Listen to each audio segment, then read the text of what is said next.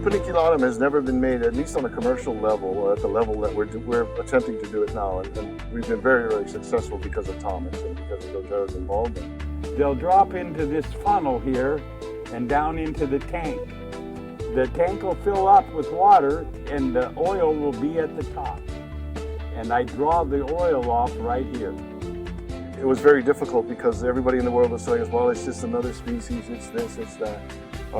But over the last 2.5, 3 years, working with it, distilling it, finding out that its properties are, I believe, to be better than anything in the world, and I think we're about ready to prove that. There isn't very much of this in the world, and I get to put my hands right in it. Look at that.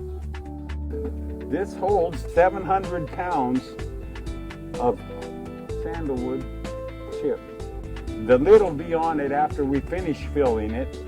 Once it starts down that pipe, it heads to a heat exchanger. We take the vaporized oils and they separate.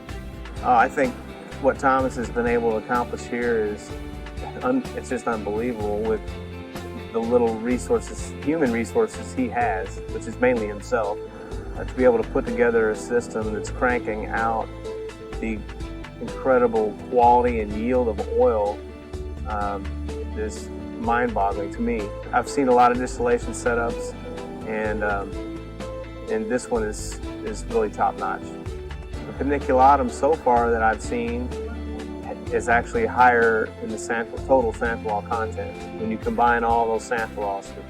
When we say total xanthol content, we're not just talking about alpha and beta xanthol. We're talking about all the sesquiterpene alcohols that are common to the sandalwood oil. In terms of comparison to the spicatum or the Australian sandalwood, it's not even close.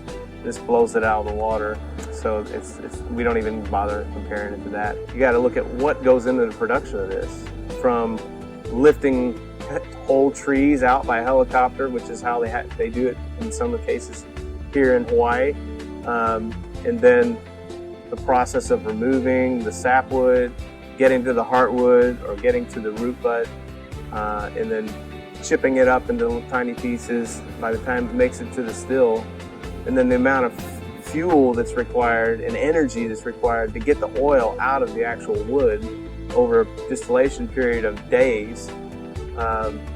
You can understand why it's so valuable. This represents, in this bottle, in terms of